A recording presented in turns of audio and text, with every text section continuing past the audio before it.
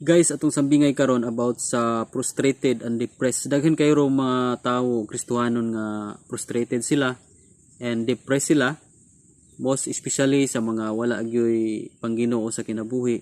Mugini kalabanan na stress, frustrated and depressed sa ilang tibok nga kinabuhi. Muna nga kini atong sambingay mga motivational story kini guys, o gitawag nato sa Bisaya mga sambingay nga alang natong mga Kristohanon nga nangalagad ug maghatag kini daghang mga lesson sa atong kinabuhi. So para mas masabtan nato kini maong topic nato karon sa atong sambingay, iyon ani ang unod o senaryo sa maong sambingay.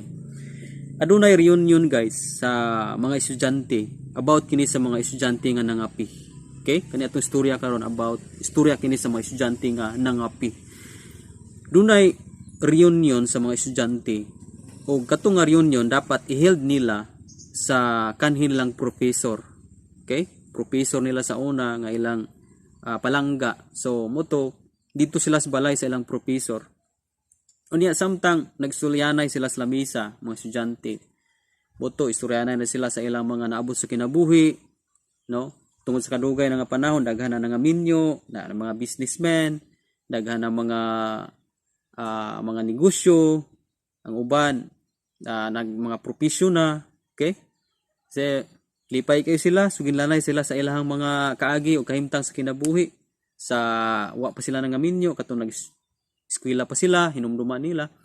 And iabot sa point nga naghisgot sila sa mga kahimtang karon sa kanang na sila mga anak, na sila negosyo, unsa ang ilang mga experience. So kalabanan nga nisulti dito mo ana gyud sila nga stress sila, daghan silang panahon nga depressed, frustrated sila, especially sa business nga dunay failure, no? Isang lang paningkamot, failure la.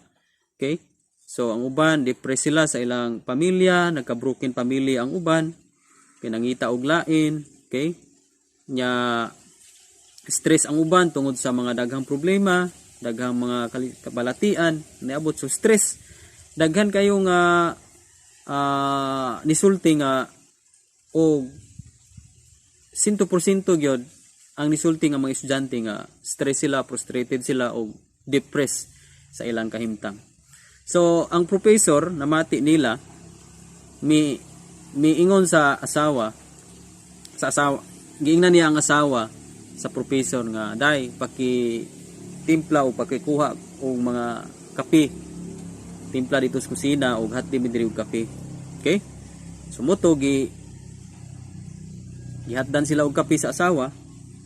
Unya ang gihatod og sudlanan sa kape sa asawa nga gipamutang sa lamisa kay daghan man sila estudyante, so lain-lain og kolor, lain-lain og style ang mga baso o mug o mga tasa nga gibutang sa lamisa. So gatanaw mga estudyante nitingala sila na lain-lain man og kolor ang mga baso. Nakaingon silang una-una nga siguro tungod sa kadaghan nato nakutdan na siguro silang baso muna nga lain-lain kolor na laman ang ilang gibutang nga baso na sa una sa mga estudyante. So niyo na tong professor o sige mangapi na ta, dungan silang pangapi og ang kasagaran nga mikuha og una gikuha gyud nila tong mga nindot kaayo nga baso. Katug yung mga mahalon nga baso mao gusto ilang ipangkuha. And katug di nga mga baso nga gisudlan sa kape, gituyo daytog pakapin, gipakapinan dayto sa nagtimpla og kape nga asawa sa professor. So bali nahurot nagkuha, nakakuha nagtagsa-tag sa kabaso ang mga estudyante, apan-apay yung mga nabilin nga mga baso. So mostly sa mga nabilin nga baso is katong mga basong bratuhon o katong mga dili mayong tan-awon. Okay? So kasagaran gipunit nila katong yung mga high class nga mga baso. Okay? So niingon ang professor nga nakaobserbar ba mo sa panahon nga nagkuha na ta og baso para sa atong kape? Di ba? Akong naobserbaran kaninyo nga mostly ang inyong gikuha mautong mahalon nga baso o katong mga baso nga nindot kaayog style. Pero samantala ang nabilin kalabanan gyud wa gyud mo punit aning bratuhon nga baso o dili maayo nga design sa baso.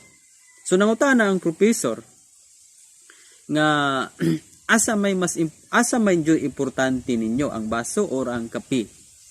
So ningon ang mga estudyante nga ang kape. Okay, so iyon ang professor, yes, tama. Mas importante gyud ang sulod sa baso, ang kape. Pero kasagaran nato, tagaan natog importansya ang gisudlan sa kape. Bot pasabot kaning sa gawas.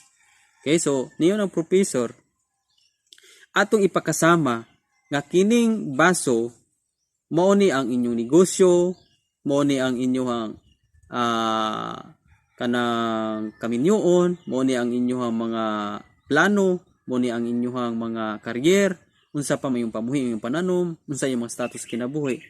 Ipakasama nato nga mao na nga baso. Okay? Mao kini kasagaran nga makapastres sa kinabuhi niyo ng professor, mao kini kasagaran nga makapastres sa atong kinabuhi kay mas gitagaan natong importansya ang baso. Okay? Unya ang tinuod nga importante ang kape man di ay. So ang kape gihulagway sa professor ng professor nga ang kape gihulagway kini nato og ang atong kinabuhi. Niyon ang professor. Bisag unsa pay maangkon nimong kalibutana, bisag unsa pa ang status sa imong kinabuhi ni kalibutana, dili na siya makaapekto sa kape. Tanawa, mahalon og braton nga baso, dili maayo style og maayo nga style nga baso. Pero pareho rang kape ang nasulod. Pareho tang nakainom, pareho rang timpla ang maong kape. Nakapausog bag timpla ang baso sa kape, bisan og bratohon og mahalon, wala. Maora japog timpla ang atong kape. So yun nga, yun ang professor inana ang ato ang kinabuhi. Nga dapat ang atong kinabuhi tagaan natong importansya ang sa sulod. Ug dili nato tagag importansya ang sa gawas. Guys, dinhi lang ta mukutob sa tong sambingay. Doon na kita makuha nga mga lesson niini. Sama sa mga estudyante nga nangapi, di ba? Ug ang ipunit nila katud yung mga baso nga nindot. Di ko sila mupili atong baso nga dili nindot. Pero gina sila sa professor guys nga ang importante katud ang sulod sa baso, ang kape. Okay? Gihulagway ang kape sa professor nga kinabuhi nato. Mao atong kinabuhi. Unya gihulagway ang baso nga gisudlan sa kape nga atong mga job, nga ato ang mga pangandoy, ang tanan natong outside. Okay? Ang inside diha is ang atong kinabuhi. Matud pa ni Jesus, guys, diha sa Mark chapter 8 verse 36. Marcos 8:36. Unsa may makuha sa usa ka tawo kung maangkon niya ang tibuok kalibutan apan kawad-an siya sa iyang kinabuhi, wala gayon. Guys, katong maong sambingay doon tay makuto nga lesson. Una, dili nato tagaag dakong importansya ang sagawas nga bahin. Dili nato tagaag importansya ang baso. Daghan kayong mga Kristohanon o daghan kayong mga tao karon nga gitagaan nagdakong bili ang baso. Unsa maning baso? Gitagaan nila dakong bili ang pagpanarbaho, ang pagpangnegosyo, tagaan nila dakong bili ang ilang mga pangandoy, tagaan nila dakong bili ang kalibutanong mga butang nga ilang ipangandoy gitinguha. Mo ni kasagaran nga na stress sagad ang tao, na depressed, na frustrated ang tao tungod sa gihatagan niya dako kayong tinguha, dako kayong desire ang mga butang ning kalibutana. Instead nga mo ilang tagang importansya ang espirituhanong bahin o kaning sa sulod nga bahin, ang kape nga mao tong kinabuhi, mao hinoy nahatagag dakong bili ang sagawas. Guys, prinsipyo sa Biblia, dili nato tagag importansya ang sagawas nga bahin, kun dili ang tagaan natog importansya sa kinabuhi, mao kining sa sulod nga bahin sa atoang kinabuhi. Subot pasabot, dili gyud pwede nga mahigugma kita sa dagkong mga butang ning kalibutana nga mahitabo nga wala na kay panahon sa Ginoo. Mahitabo na hinuon nga wala na kay time sa Ginoo. Munang niyon si Jesus sa Marcos 8:36, magunsa man nga maangkon nimo ang tibuok kalibutan kung kawad-an ka sa kinabuhi. Di ba? Sama sa mga sambingay nato nga katong estudyante, di ba ni sila stress kayo sila, frustrated kayo sila, depressed kayo sila sa ilang nahitabo, bisan na sila yung mga profession, na sila yung mga kwarta, na sila yung mga negosyo, Pero sama sa ilang mga testimony, depressed, stress o frustrated sila. Why? Tungod kay ang ilang kinabuhi nakagugol ra sa mga negosyo, ang ilang mga plano o mga butang nga ilang gitungo sa kalibutan nya wala na sila panahon sa Ginoo. Munang na stress. Muna nga dapat kita nga Kristohanon ibutang natos tong una-una nga dili gyud pwede nga wala na gyud tay time sa Ginoo. Dili gyud pwede kay mo ni ang hinungdan nga mas stress ta, frustrated ta ug depressed ang tao tungod kay walay guide gikan sa Ginoo. Walay pulong sa Ginoo. Walay kaon atong espirituhanon. Kinsa man dili ma-frustrated ya, kinsa dili ma-depressed kung walay kaon atong espirituhanon. Matod pa ni Jesus Christ, Matthew 4:4, dili mabuhi ang tao sa tinapay lamang kung dili sa matag pulong usab nga gisulti. So guys, kaning maong sambingan nagpahinumdum kanato sa ato ang paghatag og panahon sa Ginoo. O kung naman kay panahon diya sa kalibutanon, negosyo nimo, sa imong career, sa imong profession, dapat ibutang sa imong una-una, ayaw kalimot nga mugahin gyud pug kag panahon sa Ginoo. Kay once gani nga biyaan nimo ang imong time sa Ginoo, biyaan nimo ang panahon sa Ginoo tungod sa imong negosyo, tungod sa imong profession, tungod sa imong buluhaton, tungod sa bisan unsa nimong giatubang karon, muna hinungdan nga stress ka, muna hinungdan nga depressed ka, muna hinungdan nga frustrated ug struggle ka sa imong kinabuhi. But praise God, duol ang Ginoo, dili pa ulah ang tanan, duol sa Ginoo. Og isangon ang yang yugo sa Matthew 11:28. Matud pa niya, katong gikapuyan ug gibugatan, papahulayon niya. Duol gyud ta sa Ginoo. So dinila ta kutob sa atong sambingay guys. Be sure nga naka-subscribe ka aron updated ka sa daghan pa natong mga sambingay.